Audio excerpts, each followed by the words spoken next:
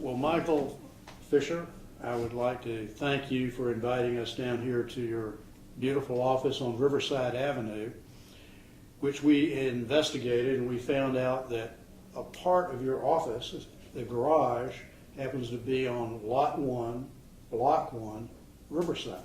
Can you tell us how you got started in collecting these things?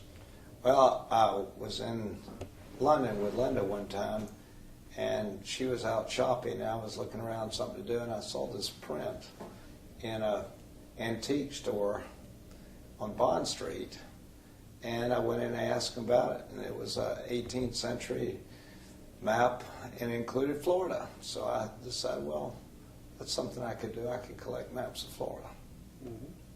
And so have you collected other things concerning Florida other than maps? Prints, maps and prints. Mm-hmm. Yeah. That's Well, how do you feel about showing us some of your collection? Sure. And we'll start with just a few items that even predate the founding of Florida. For example, the first one here this is a map from the Nuremberg Chronicles, which was a publication, probably most prolific publication in the I guess it'd be the 15th century, because it was printed in 1493, right after Columbus came back from the New World. It's a Ptolemaic map. That means it's really based upon the calculations and the geography of Ptolemy, who was a 2nd century AD rather, cartographer.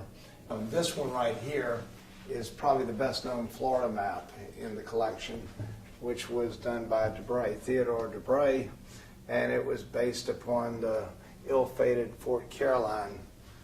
It was done by the French cartographer and printed in 1592 or 1591. This one right here is the Catesby map. It's probably the best decorative map I have in the collection. It was printed in 1749, and it was done by Mr. Catesby, who came to the New World and really did most of his work in North Carolina. He never came to Florida, but the map is called a map of the Florida and the Bahamas, and you can see the interesting shape of the map itself there. The interesting part about that, he not only did a collection of birds from the Americas and drew them, but he also did the publication, did the actual engravings that you see here. This is one of the first maps of the territory of Florida, and you can see here we have just a few counties. We've got Duval County, St. Johns County, and 2 other counties on the west. So that's was published by Tanner about 3 years after Florida became a territory of the United States. So what river is this? That's the Duval County line. I don't know. Is that the Swanee? Maybe it is the Swanee. Yeah, it does. Swanee River. Yeah. So we went all the way over to the Swanee. Yeah. This map was when they had the big boom on barge canals, and you can see this shows where they were contemplating other canals in Florida, and it even has the topography of the canals and what they'd have to dig through to get to them, to make them where they would go from the Gulf to the Atlantic. So what year was this done? I think it's done about 1825. That's approximately right. And about how many maps and prints do you have? Over 300. Okay. Not all of them are shown in the office. Let me go show you a couple more things. As you probably know, Audubon came to Florida in the 1830s. And this is the greenshank, which has in the background the fort at St. Augustine.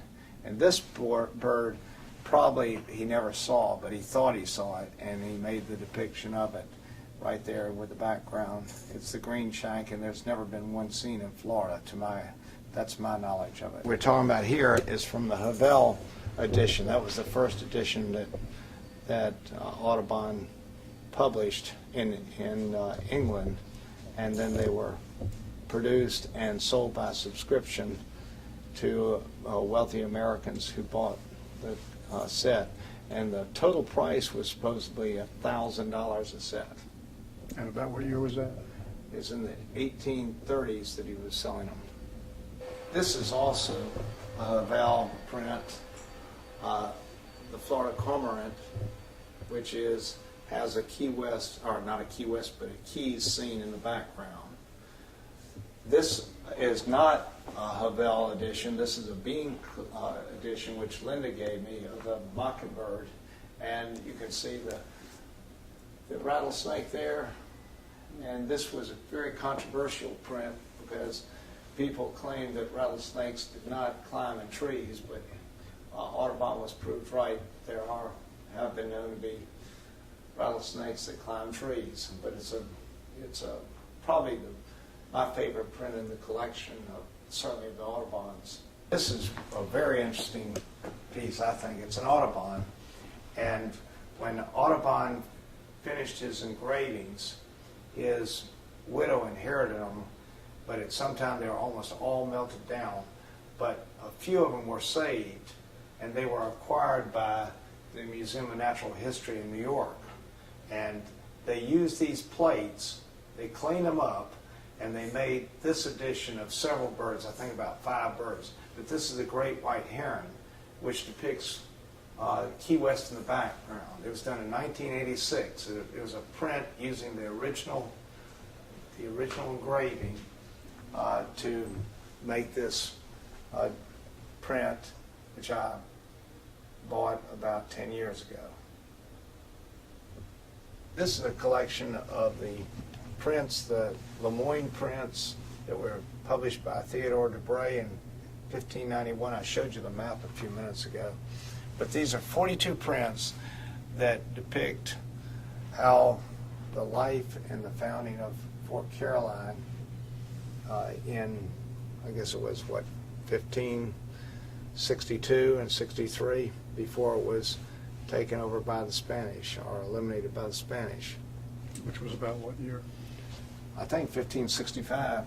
This print, these 2 prints here are very significant in the collection.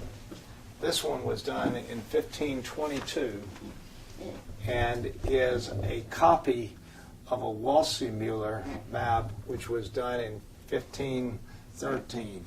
Wälsimuller is the one that first showed the Americas, the map of the Americas as a continent, and even showed South America. And it is so well known, and he had put in the name America on the South American continent, and that's where America became known by its current name for Americus Vespucci.